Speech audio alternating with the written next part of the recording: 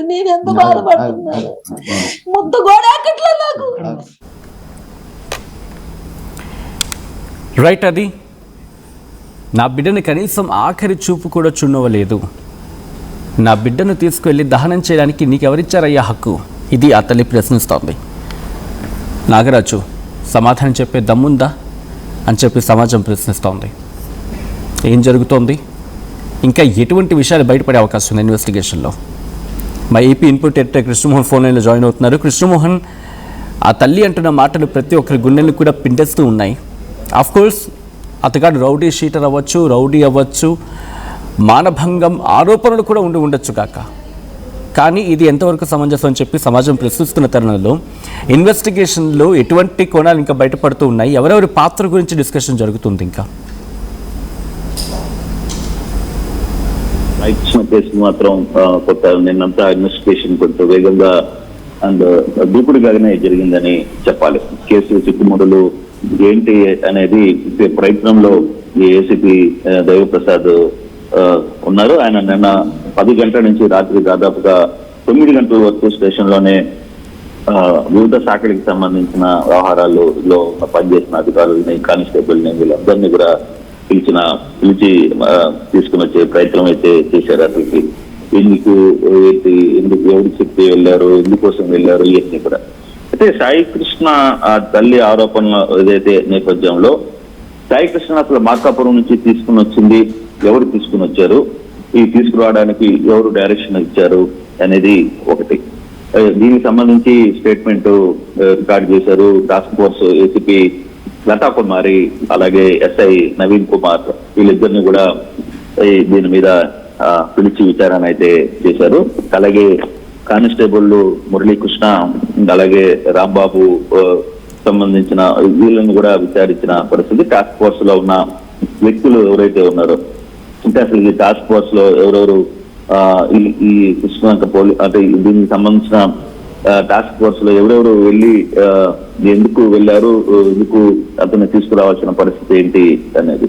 వాళ్ళగా MBW case బహుశా ఉంటే దాన్ని నేరుగా కేసుని తీసుకోవచ్చు. కేసుని వెంటనే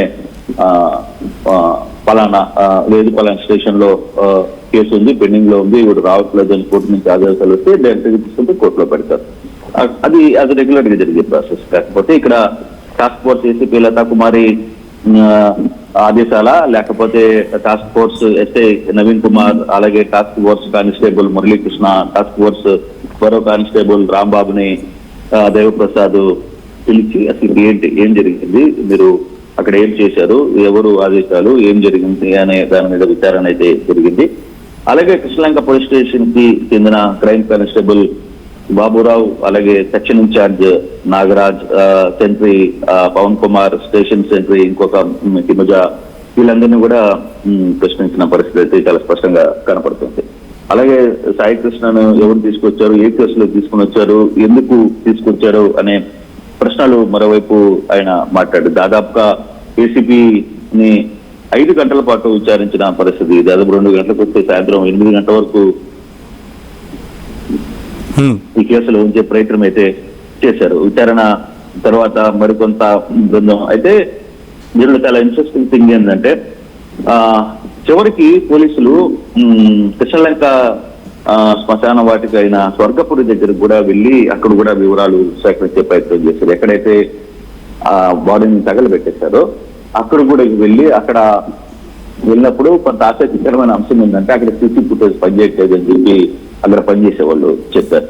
దీంతో అసలుకి ఫోరెన్సిక్ కూడా నిన్న వచ్చిన నేపథ్యంలో ఫోరెన్సిక్ క్లియర్ గా స్టేషన్ లో CC కెమెరాల ఫుటేజ్ బ్యాకప్ చేశారు. అలాగే సాయి కృష్ణ చెప్పినట్టుగా 2nd ఫ్లోర్ లో ఏదైతే RTV కూడా ముందే చెప్తుంది, కృష్ణలంక పోలీస్ స్టేషన్ 2వ ఫ్లోర్ మొత్తం కూడా అది ఒక 3rd డిగ్రీ వ్యవహరించే రీతిగా ఉంటుందని. సో దానికి సంబంధించిన శాంపుల్స్ ని వీటన్నిటిని కూడా సేకరించే ప్రయత్నం అయితే చేశారు. దాన్నింటిని కూడా ల్యాబ్ కి పంపించామని సమాచారం అయితే వస్తుంది.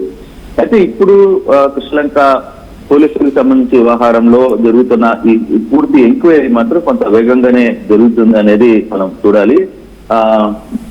ఫోరెన్సిక్ కూడా క్లియర్ గా అక్కడ ఉన్న థర్డ్ డిగ్రీ స్టేషన్ ఏదైతే ఉందో పైన లోపల దానికి సంబంధించి కొంత శాంపిల్స్ ని అక్కడ ఉన్న అంటే అప్పటికే వాళ్ళు కొంత చేంజ్ చేశారు, దాన్ని అంతా కూడా రూపు రేఖలు మార్చే ప్రయత్నం చేసినప్పటికీ లోకల్ గా ఉన్న పోలీసులు తిరిగి దీంట్లో ఈ వ్యవహారంలో ఆయన్ని దాని శాంపిల్స్ అన్నిటి కూడా తీసే ప్రయత్నం అయితే చేశారు. ప్రధానంగా కృష్ణలంక పిఎస్ క్రైమ్ కానిస్టేబుల్ బాబురావుని, అలాగే అక్కడ సెంట్రల్ గా ఉన్న పవన్, తర్వాత హిమజ, తర్వాత కొంతమంది అందుబాటులో లేరు.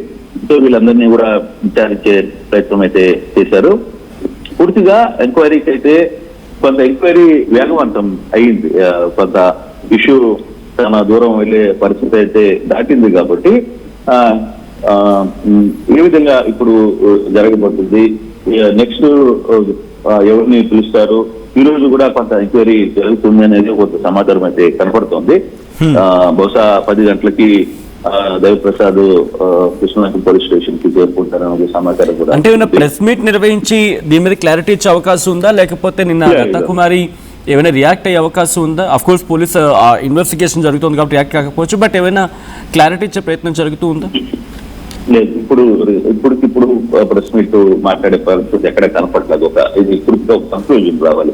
దీని వెనకాల కొంత ఒక 2 యాంగిల్స్ ఉన్నాయి అనేది చెప్తున్నారు. అసలు ఈ కారణం ఏ కారణమై ఉంటుంది అనేది అంటే బేసిక్ గా ఒక నిందితుడినో లేకపోతే ఇంకొకరినో పర్టికులర్ గా ఇంకా కసిగా వాంటెడ్ గా కావాలని, అంటే చాలా మంది దొంగలు వస్తుంటారు, కేసులో ఉండే వాళ్ళు వస్తుంటారు, పోలీసులు 2 డబ్బులు వేస్తారు, ఒక రోజు పెడతారు, వాడికి భయం వస్తుంది, పంపించండి అంటారు, లేదు కోర్టుకు పెట్టండి అంటారు, వెళ్ళిపోతుంటారు.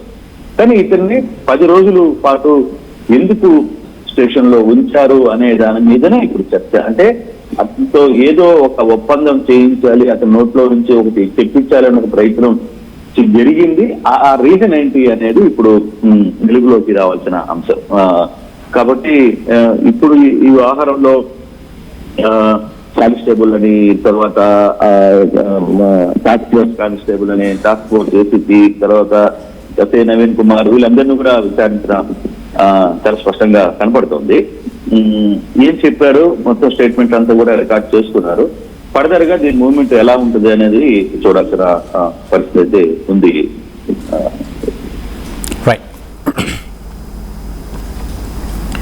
Right Krishnamohan, thanks for the update. మొత్తంగా అయితే మాత్రం ప్రస్తుతం ఈ కేసును చాలా సీరియస్గా తీసుకుంది ఆంధ్రప్రదేశ్ పోలీస్. సాయికృష్ణ మిస్సింగ్ కేసులో ఇన్వెస్టిగేషన్ టీం దూకుడు పెంచింది. కేసు చిక్కుముడులు విప్పుతూ ఉన్నారు ఏసీపీ దైవప్రసాద్. సాయికృష్ణ తల్లి ఆరోపణలు, స్టేషన్లో జరిగిన పరిణామాలపై దర్యాప్తు జరుగుతుంది. సాయికృష్ణను మార్కాపురం నుంచి తీసుకొచ్చిన అధికారుల స్టేట్మెంట్ రికార్డ్ చేశారు ఏసీపీ దైవప్రసాద్.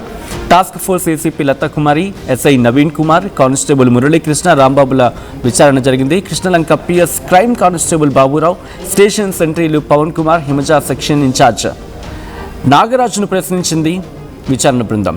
సాయికృష్ణను ఏ కేసులో